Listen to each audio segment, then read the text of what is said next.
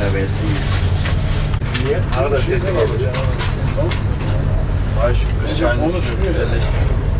Geçti. Var değil mi sana? Bonus yok.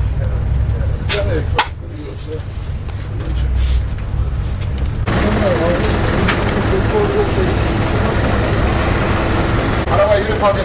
Araba geçiyor. Araba geçiyor. Araba.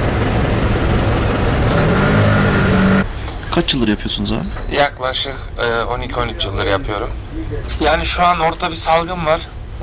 Hem öksürük hem nezle grip ve bu öksürük öncekiler gibi değil, biraz daha vücutta daha çok kalıyor ve daha çok yani uzun süreli oluyor. Yani öncelerde mesela bir haftada geçen grip şimdi geçmiyor, 15-20 günde bile geçmiyor.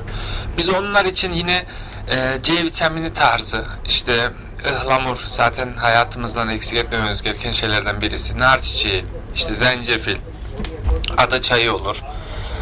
İşte öksürük tarzına da yani akciğerleri temizlemek için de akgünlük sakızı öneriyoruz.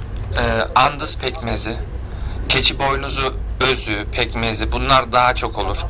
Karadut özü de olur. Akciğerleri rahatlatmak için hele ki çocuklarda daha etkilidir.